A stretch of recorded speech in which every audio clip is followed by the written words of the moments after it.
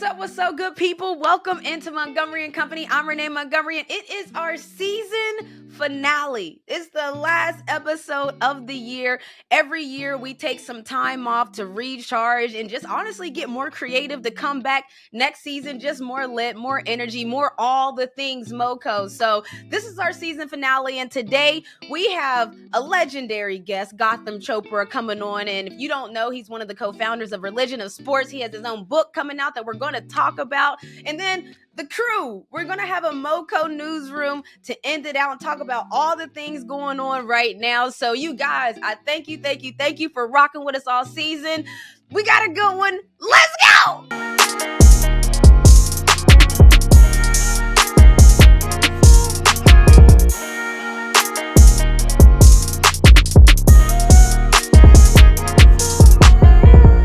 So Gotham has a book coming out. It's called Religion of Sports, Navigating the Trials of Life Through the Games We Love. And it made me think about navigating life through the games that we love. Like, for instance, y'all know the game I love is basketball, but I actually love a lot of sports. Like, I think I love basketball. I gave my blood, sweat, and tears to basketball. I gave pretty much, I would say, at this point, my birthday was this week. I just turned 37. So of the 37 years that I have been on this earth, I would say that basketball has taken up at least 25 to 27 of those years. I mean, I started playing basketball around 10. So I would say so for majority of my entire life, basketball has been my life. And so when you think about religion of sports and people do take sports as a religion, you can almost see it in a sense of how sports is, how sports just, I don't know, you have to really believe. I would say the thing that all athletes know, if you've made it to a certain point in life, if you've made it anywhere, like that 2% that we talk about, if you've made it, or if you feel like it made it means a lot of different things to a lot of people. You might have made your basketball team and then you're like, wow, I made it. But one thing you have to have in sports and religion is faith. Like I think that that's probably the thing that I may have the most of. And faith, like, everybody that goes to church, faith is the substance of things hoped for and the evidence of things not seen. So when you're practicing, when you're working out, when you're by yourself, you have to have faith. Like, there's nobody else that can believe that shot to go in for you. You got to have faith that the practice that you put in, the work that you put in, that everything you put in, you have to have faith that it's going to pay off.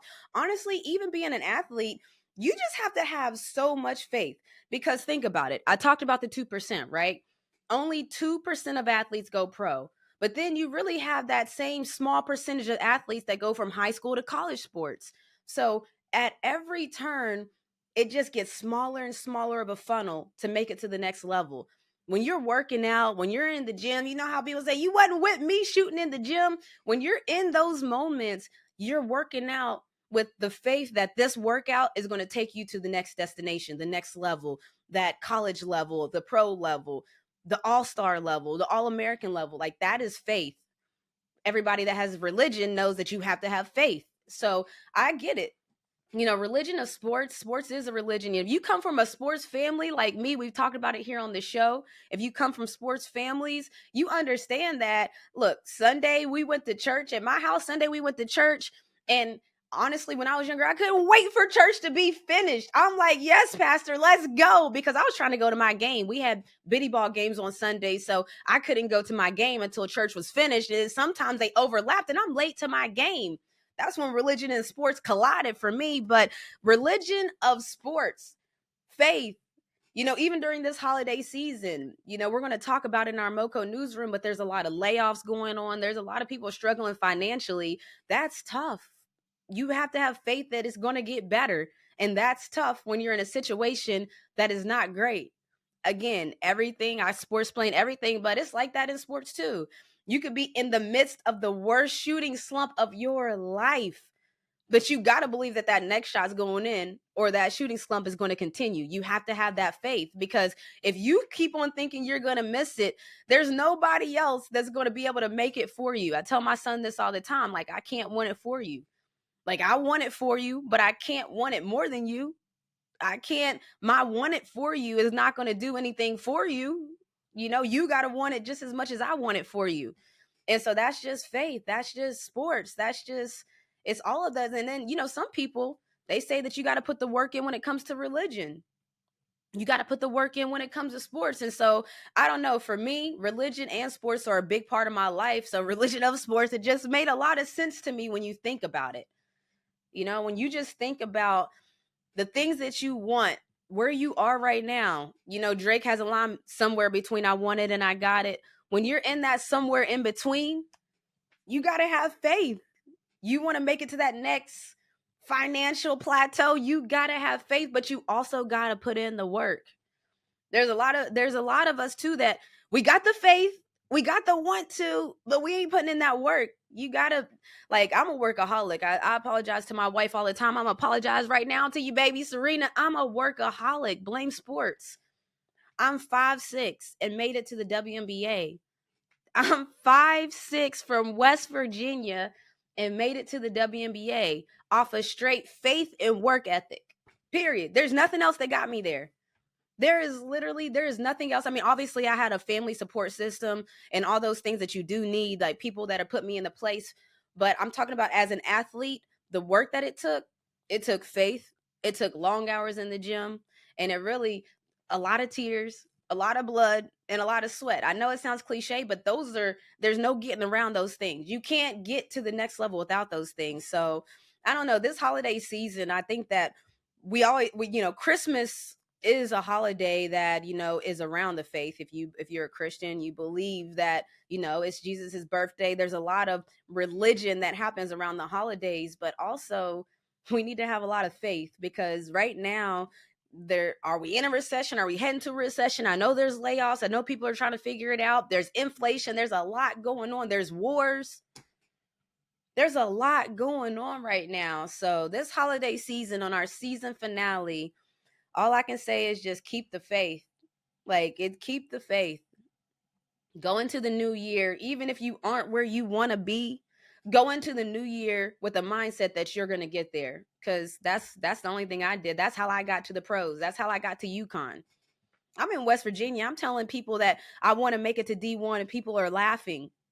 I just kept the faith, man. So this holiday season, Christmas is my favorite season. It's the most wonderful time of the year. Like, this is my favorite season.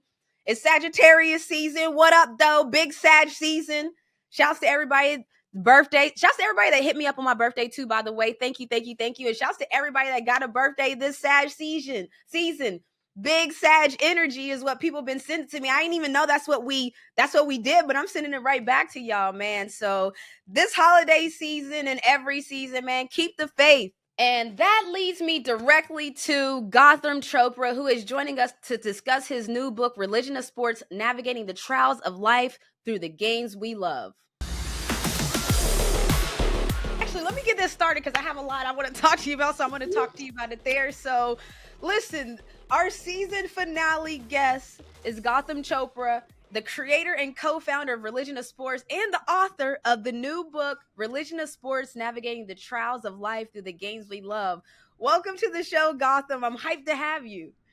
Thank you so much for having me. It's an honor. I didn't know it was like the last episode of the season. So, wow, even more so. Yeah, we had to bring some big guns for the season finale, and that's you, because I'm just like, when I think about, I say this all the time to my wife and my family, like, I sports explain everything, because when you're an athlete and you grew up in sports, every situation I encounter in life, I feel like I go back to a sports situation that I had, and it helps me navigate whatever life situation I'm in. So can you just kind of, like, when I read your book title alone, and it's on my Christmas reading list, but can you just tell me about, like, what you even mean when navigating the trials of life through the games we love? Oh, wow. Yeah. Look, I speak your language. So I I think that, sports is not like religion. Sports is religion. And when you're a sports fan or you're an athlete, you know exactly what I mean. It's, everything that we associate with institutional faith, organized religion actually exists in sports. Um, the reason we put our children, if you have them in sports programs, it's not because we think they're going to become Steph Curry or, Simone Biles or whatever. it's because of what are they going to learn from being a part of this community. They're going to learn things about accountability. They're going to learn things like resilience. The best athletes on the planet, the all-time greatest hitters in baseball, they fail 7 out of 10 times, right? Like they strike out or getting out or whatever. um, Michael Jordan has like a famous quote about like all the shots he missed, and but the great ones do is they figure out a way to pick themselves back up. Tom Brady, his entire career defined himself as the 199th pick. It's like the guy who got discounted. Serena Williams, who I'm working with right now, says, "Oh, there were, my superpowers, my ability to outwork people. It wasn't about my backhand or my serve or this or that. It was about, the willingness to do the work." So there's just so many great lessons, which is kind of what religion is supposed to be about, and so I'm a big believer in just the power and the wisdom of sports. And that's really like the substance of the book. I've had the incredible fortune of working with, these incredible people like Simone and Serena and Tom and, Steph Curry and LeBron James and stuff like that. Like So what? it's really, That's yeah, crazy. yeah. Yeah, I mean, it's look, and I'm a kid who grew up in Boston, Massachusetts, as just a diehard fan, like watching, the big three way back. I mean, way back. That shows how old I am. Larry Bird and Kevin McHale and Robert Parrish and the great battles against the Lakers. I then got the incredible fortune of working with Kobe Bryant, before he passed. And so I've just had this, I'm still a kid. I got my like Celtics, too bad last night what happened in the in-season tournament, but Oh yeah, you that know, was a tough one. The Indiana yeah, Pacers. yeah. But I have faith. And so I'm a true believer. So we'll see. But yeah, I look. This isn't like a book or a company, or this is a life. I mean, this is what I believe in. I love it. The thing I will say about the religion of sports is like it actually doesn't require just blind faith. It requires presence. Like you go to a game. I grew up a diehard Red Sox fan because I'm from Boston. My entire childhood, they were cursed and they were terrible. And it was Bucky Dent way back. It was Mookie Wilson. It was Aaron effing Boone. And then in 2004, an actual miracle happened. And you didn't have to believe in it. You just had to witness it. And so that's the religion of sports. And yeah, I love talking about it. I love sharing it. I love communicating with other true believers, which I know you're one of them. So No question. I mean, like you literally like this is a real language. Now I'm like when you said you speak my language, it's this is a real language because oh, everything for you sure. said, it was like it's like the back of my hand. Like everything, there was nothing that you said that was like, oh, really? So I'm Yeah. assuming that is the sports language, and you've directed and produced numerous Emmy award-winning documentaries, including In the Arena, Tom vs. Tom, Greatness Code, Kobe Bryant's Muse, amongst others. And I'm just curious, like your mindset when you approach these major projects, like what is the prep like for the interviews? Because you're sitting across from Yeah. literally the greatest athletes of our time. Yeah, it's a lot of prep, and it's of course it's not just me. I mean, I'm just like in sports, I'm surrounded by Tom Brady's always said this to me. It's like, you're the quarterback, you get all the credit, but it's like the offensive line, it's the special teams, the defensive line. It's you have to have great receivers, your Edelmans and your Welkers and your Mosses and stuff like that. Otherwise, you're just a guy. And so I am fortunately surrounded by great people. Yeah, but and then again, like one of the things I said, the consistent thing I always hear from these great athletes is, "Oh, I'll outwork anyone. That's my superpower. It's not just these gifts that I was born with. It's my just the repetition and the work and the showing up and putting in the hours." So that's something we come prepared. When you're sitting down with Serena Williams, you're like, we're working with her right now on a project that sort of recounts her 34 Grand Slam appearances over Unreal. 20 plus years. And you got to know what's going on. And then of course they're not just the appearances, it's like everything that preceded them. So it's that. It's also just coming with some humility where like these are obviously incredibly accomplished people, but it's also like almost coming as like a peer, and I think it's like not coming as just like a awe-inspired or fan, but really like we're coming to sort of work with you. I always say that, like, we're not here to do a documentary on you. We're doing it with you. This is filmmaking. This is storytelling. What is the story we want to construct together? And I think they sort of get into it. Obviously we've had the fortune of working with some of these legendary figures, and I think they get to a certain stage of their careers, and maybe even at the end of them, where it's like now they want to help codify and make sense of it. One of the things I've sort of observed with athletes is what makes so many of them great is their ability to just be present, like they're in it and they're not thinking too much about like their past or their future. It's just like, okay, I'm here, I'm now, I'm focused. And so afterwards you get to a point where they're like can take a breath, and now they're Yeah. looking back, and I think we help facilitate that process. No, I could definitely see that because even when I retired, everybody started asking me quick questions about like, "Oh, what do you think about your career?" And it's like, I Yeah, have not even thought about yeah, it yet. If we're yeah, being honest, like yeah, when you're in the grind, you're in the grind, and totally. you work on documentaries where you shadow people behind the scenes. I read that you and your team followed Conor McGregor through Hmm. 3 fights in 12 months in Yeah. 2021, and we obviously see it in the documentaries. But what does it look like for you and your team to shadow a star? And do you like in those moments? Do you like know, wow, like this is like in the moments, can you feel like kind of like athletes? Are you like in the moment and you know that this is one of those times and one of those moments? Yeah, you definitely.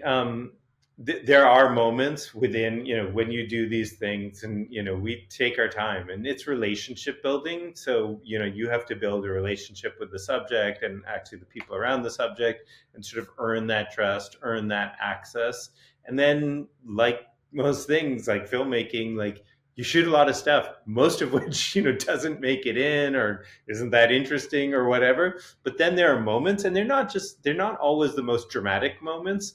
I remember with Connor, like there was a moment early on because we were doing that in the middle of the pandemic, and we were at Fight Island in the Middle East, and he was training in Dubai, and he would go really early to this gym that they had found, and he would just like be by himself. And there was a moment where he was training, and it was just such a different, because there was so much, for a guy who always has an entourage and it's like so bombastic and loud and UFC and all of that.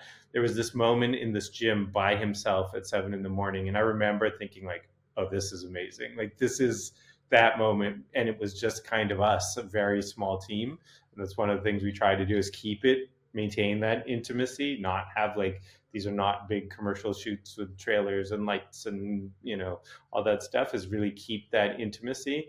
And so yeah, there was a moment that it was like, oh, this is going to be amazing.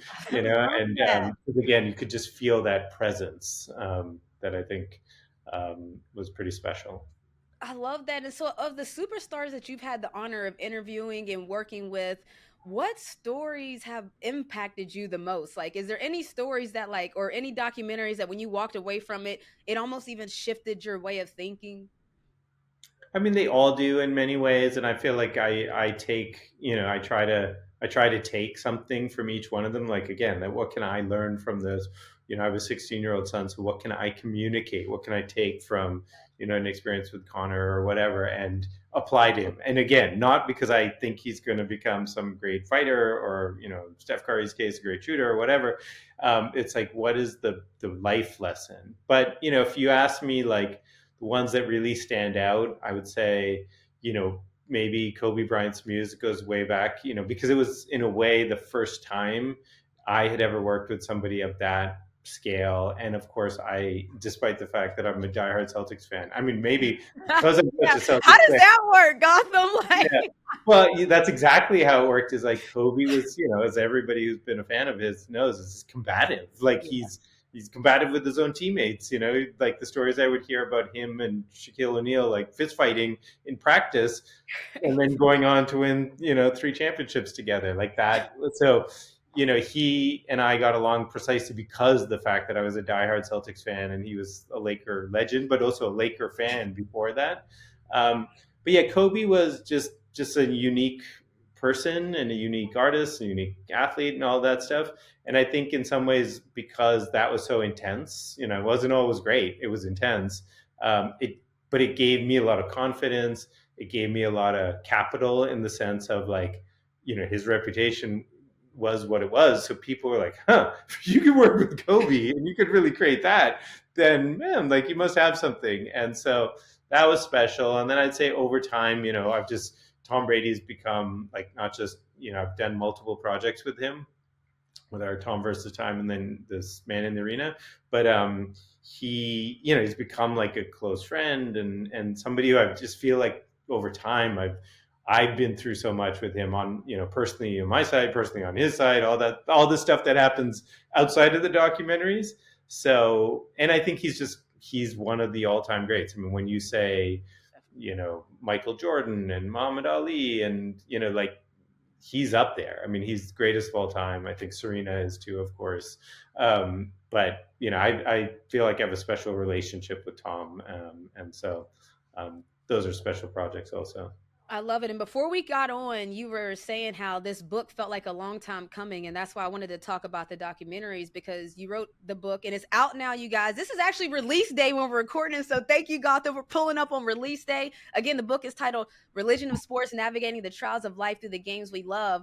But I'm just curious, like all of those, is it taking all of those stories, or is it taking, your father was a spiritualist. Was it taking all of that and putting it into the book? Like, why, like, what do you want people to even take away from the book? I guess I would. Yeah, I mean, it's pretty much all of the above, and it's sort of memoir. Yeah, I buried the lead. So, I grew up in Boston, Massachusetts, as the son of, Deepak Chopra, who, is someone who I guess, has gained a lot of fame and notoriety in the sort of spiritual world.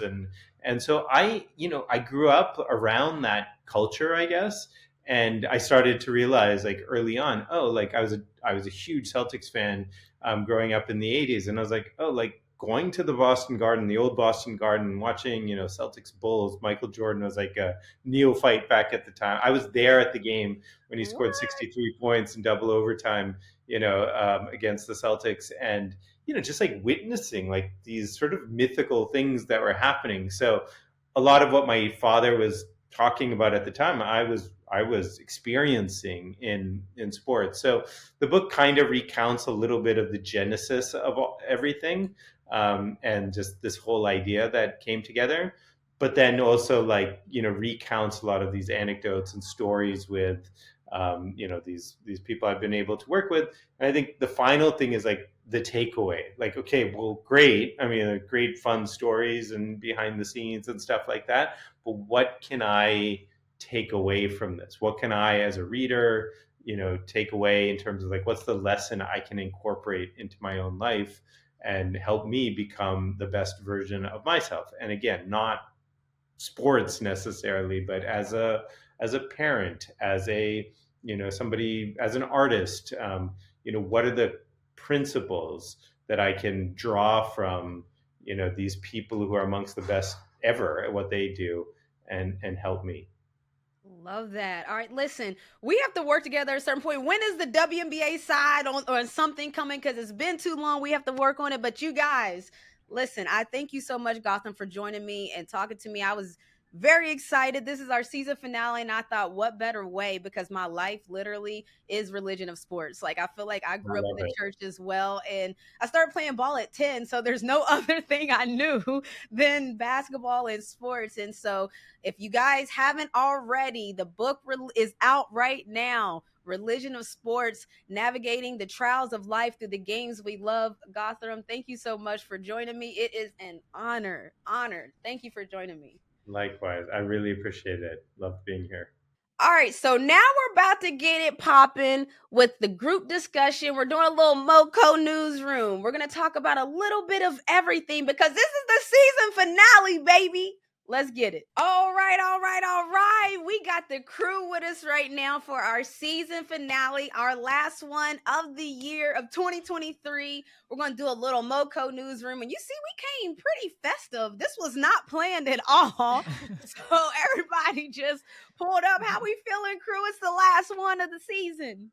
I'm feeling like I want to put my hat on now with you. Hey, babe, there's a black Santa's hat in the living room if you want to throw that one on. Oh, okay. Hold on. I'm about to. Yeah, it's in that bag right there in the front with all the. Actually, let me go get it real quick. I'm gonna be right back.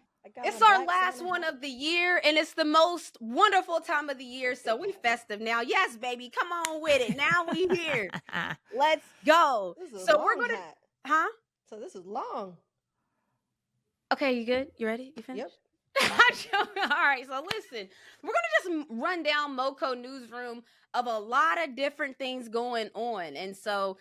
But when I say there's a lot going on, I already talked about it a little bit in the monologue, but there's sports, there's wars, which we're not going to talk about. There's inflation, there's layoffs, and then there's also the holiday season amongst all of that. So we're going to just get into it. The first one I'm going to start out with, though, that it kind of cracked me up because it's like, what's really going on? So have you ever been catfished by a restaurant? Now, this is the thing. You might not know you have been because when I read this, I saw an interesting TikTok about a woman who went on a date with a person that she matched with on Tinder. But apparently, she got to the restaurant, waited for the date, but the date never showed up because she was already there. She ate the meal and then she left. Now, this apparently is a growing trend of restaurant ghosting where restaurants will create Tinder and Bumble profiles, build relationships with people, and then ask them on a date only to ghost them with the goal of increasing their customer base. Now, most of the people don't even know that the restaurant was their date, and this could go in either direction, but like, what do we make of this story that restaurants are now having some of their employees create accounts on dating profiles and then setting up a date at the restaurant only to ghost the person, but then they ate at the restaurant, so now you got a new customer. God, it's like, what's going on? No. Call the police. Right. They should be sued illegal. for That's got to be right. That's got to be illegal. But you don't even know what happens, Cole. That's the thing. Like, you actually thought you got ghosted.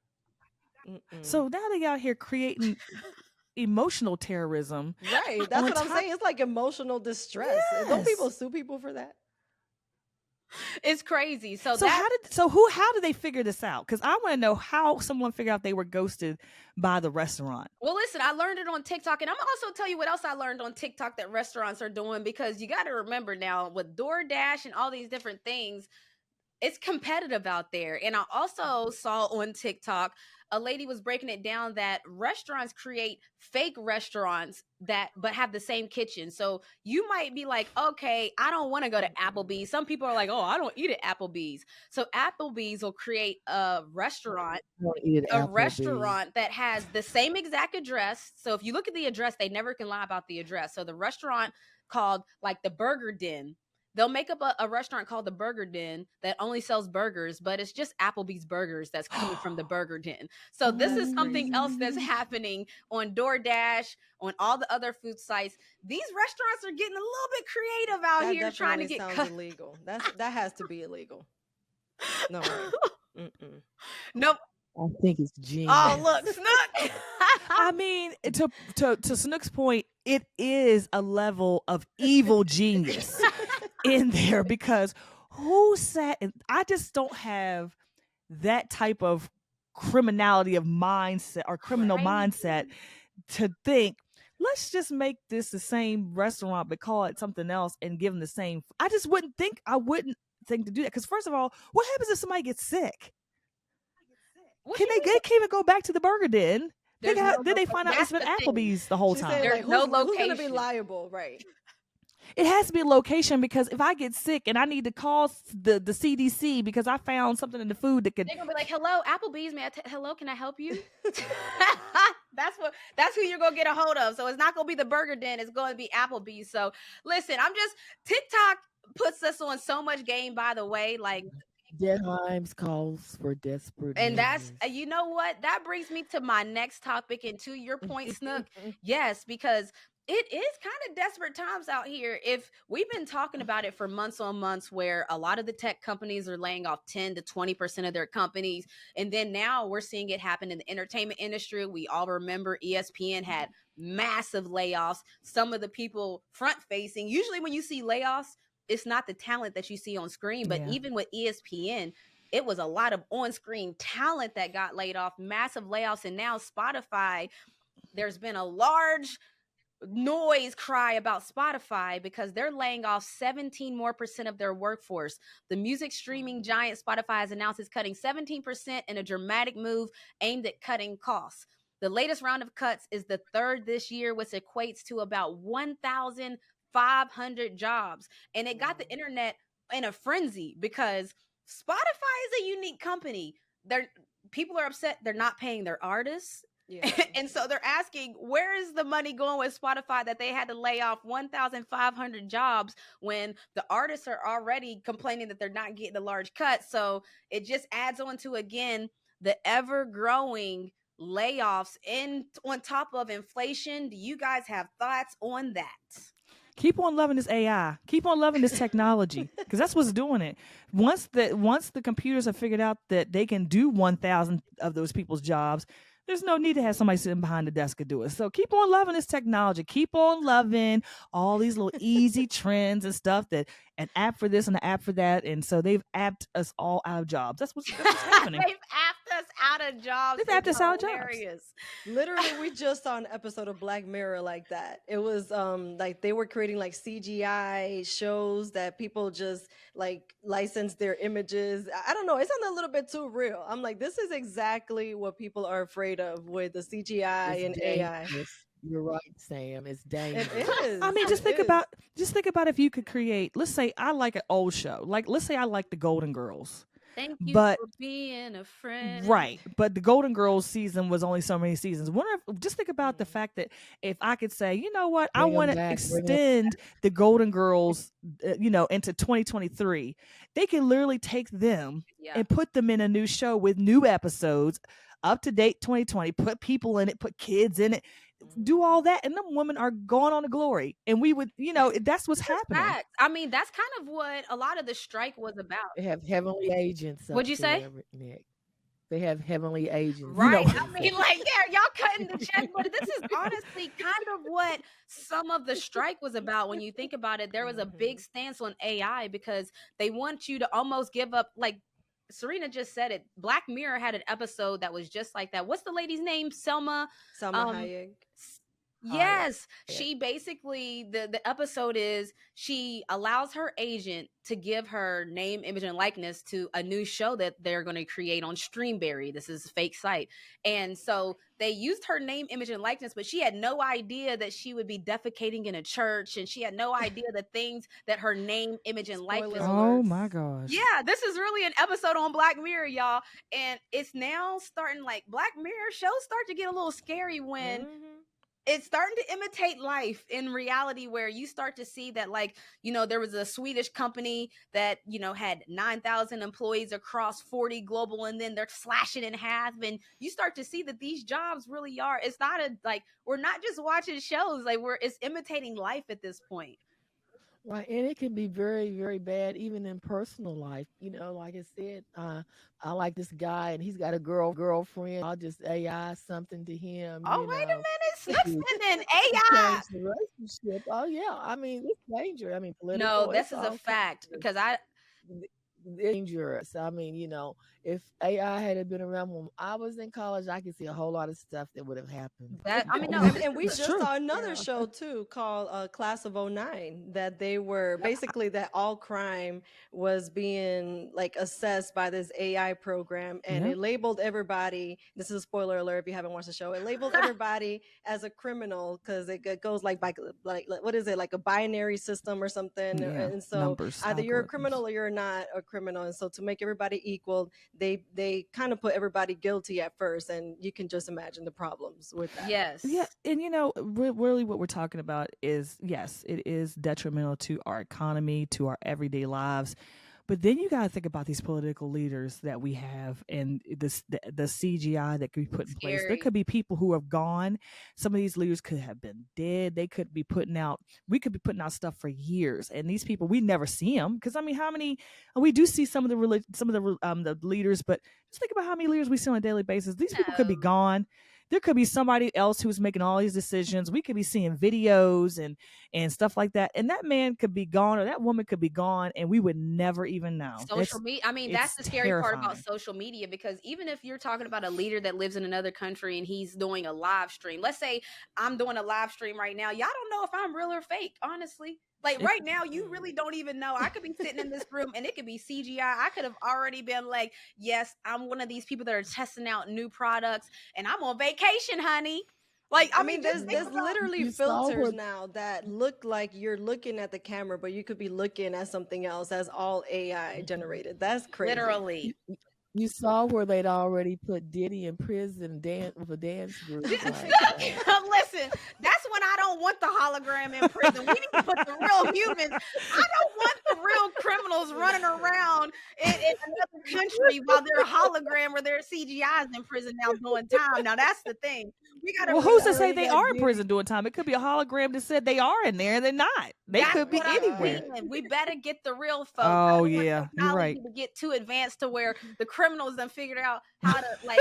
Here's another spoiler alert. There's replicas. We watch all these wild shows, right? So I'm watching another one.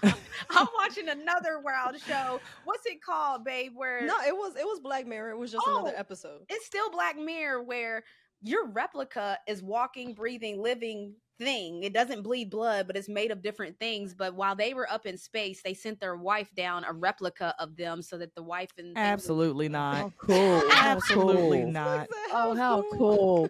So if Snook. I'm on the road, like for instance, if I'm an athlete and we go on a 3-week long road trip, well, I'm gonna send my replica here so Serena, somebody can help you at the house with Junior and everything like that. When I get back, my replica goes dormant and I come back, or it's just Just think about what implications that has. Like I said, you could create me, and I could be around long after I'm That's gone. not. See, that's Wouldn't that creepy. make y'all That's happy? creepy. I That's, mean, we it's, want you here forever, Snook, but we do want you here under what forever, but circumstances I start feeling. don't- I start getting a Pet Cemetery feel with Yeah. stuff like that. No, I don't like that. So moving on to our Well, next. now people have a holiday show list, so you guys can watch Class of '09 and Black Mirror if you haven't caught it. It's really Please.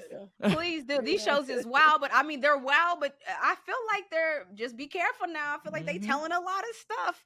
And then so now in some good news though, because a lot of these statistics that we're throwing out aren't great, but this one really is. So there was a new study conducted by the collective at Wasserman, developed in partnership with ESPN Research, and it's revealed that women's sports now receive 15% of total sports media coverage. Now, anybody that follows along, they know that the last time this was measured, women's sports was found to receive just under 4% of media coverage. That's so good. there's Progress. is a beautiful thing. And so Progress. I think that the interesting part though that I saw from the study was that the growth in women's sports isn't with traditional media. So in the traditional media like cable and different things of that nature, that's actually not where the growth has happened. It's growing in the new media that's coming on. Social media is now being measured in the amount of tweets, amount of conversations, Oh. streaming platforms. So Got you. basically, it's interesting to me that in the sports world, of the traditional sports world, it seems that there's still a little bit of a barrier for women to break into some of those traditional holes. Right. But the new age or new companies seem to be more open. So what are your thoughts on, now we got 15% of the real estate? I have thoughts on things. I think the Well, men always just hog the TV when it comes down to sports and ESPN and things like that. I will say that my dad always hogs the TV. Angel always hogs the TV. So I don't know, men. it's the remote, Yes, Sam. It's the remote. yes. The love of the So guys remote. need to start watching more women's sports so we can watch it on the TV. And I do think that, I don't know, maybe women, we just consume more media on our phones or something. I kind of feel like she does, but I feel like they basically said, give them something else other than a TV.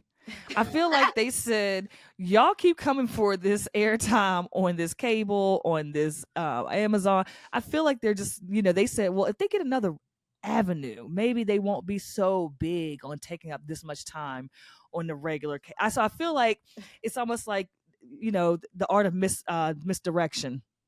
It's like take their focus off of this so that you can continue doing what you want to do. And so, I mean, good. It's good because we weren't getting anything at all. So I'll take the progress regardless of where it comes from. And maybe we blow up that side and they have to give us more on this side. But I just feel like somebody out there was like, just give them something shiny to follow. And I feel like these are different brains though. You got to remember, and I say this all the time. Like a lot of people have asked, like, when do you think the NFL is going to change? And it's like I keep on telling people that the NFL isn't going to change until the people behind it. Like, do you think the Dallas Cowboys, led by Jerry Jones, are just going to automatically just change the way they think, function, and move? How would that ever happen with Jerry Jones? Why'd you pick the Still, Cowboys? that's my Diddy's team too, by the way. How about them why you boys? come for them? That's my Diddy's team. America's But team. whenever we're talking about change, like I can't emphasize enough, if the people that are still doing the current programming are still running the same things, do y'all think that Jerry Jones is going to change? Like, I mean, like, be for real. Like, he's going to run the Cowboys the way he runs the Cowboys. That's true. It don't matter if it's 2023. It don't matter if it's 2024. It doesn't matter how times have changed. Those people are still going to be the same people that have the same thought process. And you know what? Government. They might look at it, they might look at it as in, look, I've been successful all the way up to here. If it ain't broke, don't fix it. So Government. a lot of times, Cole is cracking me up. So a lot of times when I think about like traditional TV or traditional media, nothing is really going to change until the people that are sitting in those positions change it. This is not a call to action. Just so this is not me saying, get rid of all those people sitting in the seats. No, I'm not saying that, but I'm saying that I can understand how this study makes sense. If you have somebody that's new, that's starting something new, like for instance, Thursday Night Football on Amazon Prime is new. It hasn't been done a certain way for a long time. So that's new. So I could see them coming in with new concepts, new ideas. Ooh, more women on the broadcast. I could see that happening because it's new. I can't see the Dallas Cowboys all of a sudden next year being a completely different franchise in how they think, move, and act. It's just, I don't see it. So apply that same Jerry Jones Cowboys concept to any traditional media of anyone that's been sitting in their position for a long time. Some of these people that have been sitting with these companies 25 years, 30 years, 40 years, before we were even born, these people were already in those positions. They're not, this is like they say, the leopard's not going to change his stripe. What is it? What's that? Spots. A spot. Yeah. A leopard is not going to change his spots. So it's like, I can see how the new media now is coming in like, yo, what up with these ladies though? Well, and we saw that huge because who would have ever thought, I would have never thought, even growing up, that there would ever be a football game on Black Friday. Wow. Like, that's crazy. You know what I'm saying? So because like you said, traditionally, the people who were in charge of TV there's no way. They shot it probably. I'm pretty sure some young person was like, well, why don't you just do it on Friday? Like, why do we have to try to like put all these people in and da-da-da? So they was like, why don't you do it on Friday? And they probably were like, that's not how we do it around here. We do boom, boom, boom, A, B, C. So then Amazon said, well, we're up to grab as many people as we can. We'll put you on Thursday, Friday, Saturday, so whatever days you want to be on there. I'm so glad you brought that up, Cole, because thinking outside the box is not traditional. Like, I think Serena's superpower, we have Think Tank Productions, is she thinks so far out of the box. Sometimes it makes me like, whoa, what in the world did she just say? Like, it's like, and then I start to think about it and I'm like, that's interesting. And I mean, I feel like I think outside of the box, but I feel like a lot of it is common sense too. Like, for example, like with the theory of, the men or people always taking over the remote, but also a lot of women's sports aren't shown on TV. It's so difficult to find a women's game, whatever sport it is. So sometimes we do have to find that on Twitter or on another streaming platform or something like that. So I feel like the common sense mentality is, why don't they just air more women's games on actual broadcast television? It could all be so simple. Yes. And that's why I want to go back to that Friday, though, Amazon Prime game, because there's so many things about that game that show how, if you think outside the box. So, for instance, there's some rules in place. You may not know this, but there's actual laws in place that the NFL can't play games after 6 p.m. on Friday. They can't play games on Saturday because those days are reserved for high school football and college football. They're already thinking about the products below them in a sense of the progression getting to the NFL, to where there's actual laws. So what does Amazon do? Most people, to Cole's point, there's no games on Friday because we can't do it past 6. Amazon Prime starts their game at 3 p.m. The reason they do that is because it's Black Friday. They don't want people out in the store shopping. They want them inside watching the game. So they paid $100 million to have a Black Friday game every year. day's worth of profit. And A day's worth of profit. And you Not know what? And even. let me just let you to piggyback on top of that, saying that they want people in on Black Friday because ain't nobody shopping on the stores. Everybody's on Amazon. So That's you what they already at want. home. You That's already what at they home. want. on That was very smart. That is their whole idea. And that's what I mean by that's very non-traditional. We know NFL to be what days? Sunday all day, Monday night football, and Thursday night football. That's what we know of the NFL. That's what I mean by traditional. And then you got a new media coming in, non-traditional. So I love it. I hope that all these new media groups and all these new opportunities, I love that they see women's sports as an opportunity because it, the numbers are out. We don't have to say it anymore. Like, I get tired of even saying it. Everybody knows the trajectory is up. The numbers are up. So I love that new media is getting creative with how they're showcasing women's sports. We love to see it. So that's what I had. Oh, and a couple other things that I wanted to say. Oh, go ahead. Snook, did you have something? No. Oh, Oh, okay. I was gonna say yes, because I'm gonna say I was Black Friday. I watched the game. It worked. I was watching the NFL game on Black Friday in the house, honey. My Not that family too. I wasn't gonna leave the house anyway. I don't shop outside. And I saw where you were shopping too. I did. I made a couple purchases. I started to feel like the commercials was tailored directly to me. I don't know. They said something about that, so I got to see with all this AI stuff. I felt like they was like, Renee, I know this was in your cart, girl. We just marked it down 21%. Like, 21%? My number? Like, I'm just saying, like, I felt like some things was happening on that broadcast. So y'all think I'm crazy, but they can do these things. I'm trying to tell y'all, they can do some things. So, but I digress. That's all. I'm into tech. I'm not necessarily into AI because I do think that like AI is somebody needs to be regulating what's going on. I'm on Twitter and I can't believe what I see not because I can't believe it, because I literally don't know if it's real or not, because y'all are so good with these deep fakes. Y'all are so good with this fake content that it's like, we gotta have some type of regulations because I just don't know what I'm watching anymore. We don't have verified accounts to tell me if it is who I think it is. And now even now the traditional media outlets are using. I mean, we heard of Sports Illustrated. What happened with them?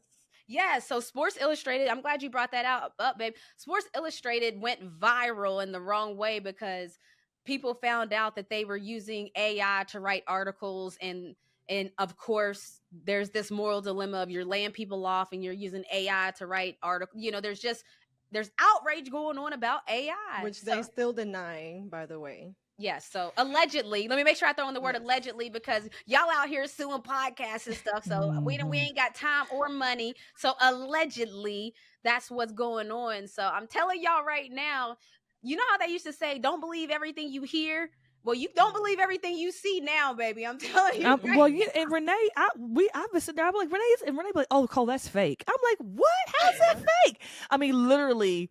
Watch this. I'm like, watch this, and she's like, oh, Cole, that's fake. I'm like, are you serious? And she's like, yeah, they came out and said that was fake, and I'm like, well, then we can't believe nothing we see or nothing. I mean, it's like, because they are actually putting people's faces in places, and pretty soon your DNA gonna be there too. They were like, oh no, we could prove they was there, and I mean, it's terrifying. It's like, it's really, really, really scary as far as what they're able to do. I remember the movies where they used to make people and say, oh, he was there, and they would use their DNA. They're like, how'd they use their DNA? And they have cameras, and they would, the camera would show the person's face turned around in a store, and they're like, I wasn't there. And now it's like, it's becoming a reality. That could really be a thing, like It's really scary. crazy. I'm telling you right now, I'm scared. Like, I really am scared of all of that, and I'm also intrigued. Like, I'm the worst type where I'm so into tech. That's why we watch all these shows. Like, I watch. It's like I want to know what's happening. It's But I like don't I'm want to be a scared part of of it. it. I don't want it to happen. But boy, do I want to see it and watch it and know everything that could happen. Last thing. Me Oh, what did you too. say, Snook? She's I said, me too. Me too. Last I'm just thing. that nosy. Last thing, we just heard from Gotham Chopra, and he talked about he has the company called Religion of Sports, and he talked about how sports is very similar to religion. And when I thought about it, I was like, boy, he preaching, I am the choir, and he is preaching to me, because I thought about it. And when you think about sports, y'all should know, like, sports is something that you have to have a lot of faith in, right? Like, I'm working out every day with the hope. And we know what's faith mean again. You know, everybody knows the faith is. The absence Oh of. wow, Phil, Diddy, which is you are fired. no, Look, what is I it? What can't is it? believe you don't know what is She said, faith. what is faith? What is Oh, faith? faith is The believing in things that you can't see.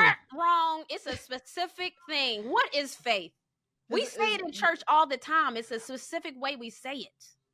It's a substance of things hoped for, the evidence of things not seen. Boom! There you go. I was Oh, about to I thought I was okay. I knew it. I was like, I don't know how do what you she's. actually define it.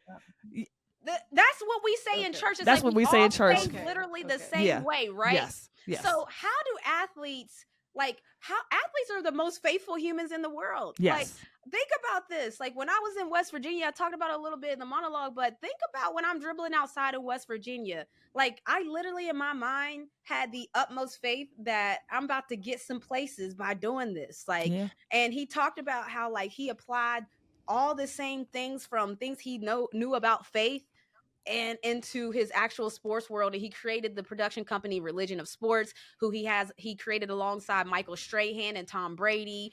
And then now he's worked with Simone Biles, Serena Williams, Kobe Bryant. He's worked with everyone under the sun, and he's not even an athlete. Yeah. Yeah, but he grew up loving sports. And I really like what he said too about how you don't even have to believe in what you're seeing, but you're witnessing a miracle. He's like, I got to witness something divine when I watched Michael Jordan play and stuff, and I didn't even have to really even believe in the sport. I'm witnessing it. So you're just witnessing a miracle basically, and that is religion, and that's how he equates it as being like. And even when he says taking a pilgrimage, like we do take pilgrimages, is that how you say pilgrimages, to different sporting events. We drive hours, we take long flights to go to these things. So I think it definitely is a religion. It's Absolutely. crazy. Like, it's crazy when you really like break things down, because I told him, like, I sports explain life. It's like it's a curse for an athlete. I know Serena hates it, because it's like everything that happens in life, I feel like sports I went through that test in sports. And so I know how to pass that test in life. It's like there's nothing that can happen in life. In sports, we have 30 seconds to figure out all of our problems and try to win the game as a collective group. Right. Now, I know when y'all work with groups in your workplace or anywhere else, it's not the easiest thing to work in a group. Athletes have to excel at it. And while fans are yelling at them, cussing them out, throwing stuff at you, oh, by the way, there's opponents that are trying to stop you from being successful. That doesn't even usually happen in the office. So I tell people all the time, when we have a problem, or we have a problem in business, I'm like, okay, how long do we have? They'd be like, we have 3 days. And I'm like, 3 days? we can solve the world problems in 3 days. I usually only have 10 seconds. I usually only have the ref is about to hand the person the ball for the free throw, and I got to tell, hey, I'm gonna get you a shot next time. Just keep posting up hard. I got you. You got to run back on defense. Hey, listen, when they press up on me like that, we got to tell everything in 10 seconds in sports. So when I think about problems in the real world, I'm like, come on, baby, we got 72 hours. You mean I can think on this and sleep on this? You mean? So that's why when we like athletes, if you see athletes so calm in our everyday lives and you be like, oh, nothing really bothers them. Of course not. Of course not, because we have Religion of Sports behind us where we've been tested. We've had our trials and tribulations, and this is our testimony. All right, I'm done, y'all. Okay, I'm done. I digress. But I just thought that my family, we grew up in the pews, so I knew that y'all would understand the connection between having faith, taking pilgrimages to long AAU trips in the car, Just with the faith of, what'd you say, Ooh. Snook? She said I amen. said in the van. In the van, Oh, yes. yeah. With Oh, the so she said faith and amen. hope that something good was going to happen. And I can tell you right now, I done been to plenty of tournaments where it did not end well. Yeah. And guess what? And guess what we did? We took our next pilgrimage to the next tournament and the next one and the next one after that, because that's what faith is, y'all. Anything else y'all got before we end this? This is our season finale. No, I'm good. Been a I'm good. year. I still got to Happy find out about these holidays. restaurants, but that's about it. Man, no, but we appreciate you guys, man. Every year we come and y'all basically get to see us have family time. Y'all are a part of our family. We have family discussions, which we call group discussions, but we're going to be back next year with more energy. Hopefully less AI, but I can't call it. But Happy New Year, everybody. We love you guys. And y'all already know it's a generational thing Happy here with New us. Year. Happy anniversary. Anniversary. Happy holidays. Happy holidays. Happy holidays. Happy holidays, y'all. Sometimes even just being around athletes and just being around greatness, it makes you want to be great. Like when you see all the people that Gotham has rubbed shoulders with, who he's done films with, who Tom Brady, Simone Biles, Kobe Bryant, Serena Williams, the list goes on. It's wild. And there's no shock that he's going to go on, and he has went on to achieve greatness, because I truly believe that when you put yourself around like-minded people, when you're driven, when you have like-minded goals and you're working towards those goals, greatness is going to happen. I mean, Tom vs. Time, the Greatness Code, Kobe Bryant's Muse, these are all projects that Gotham has been a part of, and I don't think it's a coincidence that he was a part of the stories of so many greats, because he had aspirations of being great. I'm just letting you guys, listen, Faith, I'm trying to tell y'all, you are what you think. You are what you think you are. So whether you can or can't, you're right. You are what you think you are. So, man, this holiday season and on our season finale, I just want to leave y'all with optimism, hope, faith, everything, because it's hard. Like, I think people see me all the time being happy and optimistic, and they be thinking like, man, it must be easy over there. Or I don't know what you think, but it's hard over here. I just don't look like what I've been through. I just don't act like what I'm in. Like it's hard at every level. Like, I'm a Black woman in TV. I'm a Black woman in the film industry. We have a production company. If you look at statistics, of course it's hard around here. What? But I just keep faith. So I'm just going to always keep my faith. And maybe, like I always talk about it, I always joke about toxic positivity, but I'm just going to always think positive things to myself and see what happens. So I think, you know what? Honestly, I think that optimism is a generational thing. So let's try it out. Again, thank you guys, man. Season finale. Y'all be rocking with us. Like, I'm so serious that I appreciate y'all rocking with us. You're engaged. Y'all make me want to keep doing this. So I appreciate you guys. This is our season finale. It's a wrap. We appreciate you guys, and we'll see y'all next year, February 2024. MoCo, it's a generational thing. Doing that one again. Forget that last one. I'm doing it again. Here goes the outro in 3, 2. So that's all we have for this season finale, y'all, man. I just want to thank you again. Y'all been rocking with us. Y'all are engaged. I appreciate that, because I know there's 100,000 podcasts. There's 100,000 things that you could be doing other than listening to me right now. So I appreciate you. I mean, it's hard. Like, there's so much media. There's so much content. Every time you look up, there's a new show starting, and good for them. Everybody has a perspective. So I'm not mad at everybody wanting to give theirs on a show and have their own show. So I appreciate you taking time out of your 24-hour day to rock with us. We always talk about it's a generational thing. I think optimism is a generational thing. I think faith is a generational thing, because what if we just started to think, I want to pass on optimism to my next generation. I want to pass on faith to my next generation, my kids, the grandkids. Even just if you don't even got kids, if you auntie, you know what I mean? Because I'm auntie of the year 10 times, baby. Even to your nephews, your niece, anybody that you come across, like, let's just start passing along some vibes, because we know that there's negative energy that flows fast. We know negativity is going to flow quick, boy. So we got to do a little something to counter that. I mean, that's just my thought process, because I think a lot of times people too, I mean, I come across as like, everything's good, but it's hard. Like being a 5'6" athlete was not easy. But every day at practice, I come there happy, in good spirits, and knowing what I'm supposed to be doing and ready to work. I do the same when it comes to business. I'm a Black woman that's in the broadcast industry, that's in the production industry, in the entertainment industry. If you look at the statistics, y'all know it ain't easy around here. But we still gonna smile. We're gonna keep the faith. We're gonna be optimistic. I always joke about toxic positivity, and that's why I really believe that you are what you think.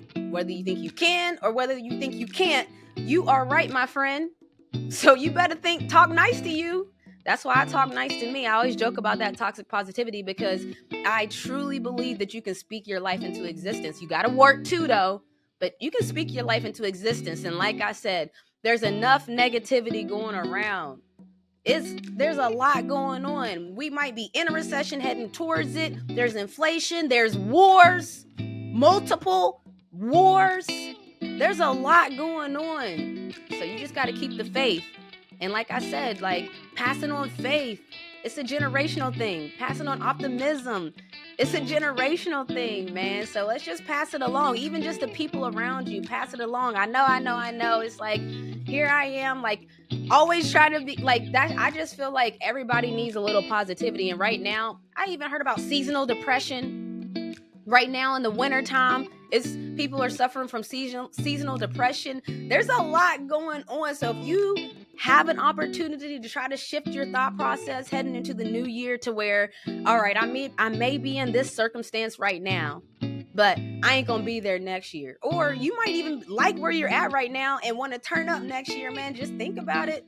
Speak to yourself, talk to yourself nice, because it matters. All right. So we'll see y'all next year in 2024, where it's still a generational thing there, but keep the faith, man. That's all I can say. Keep the faith. You got this.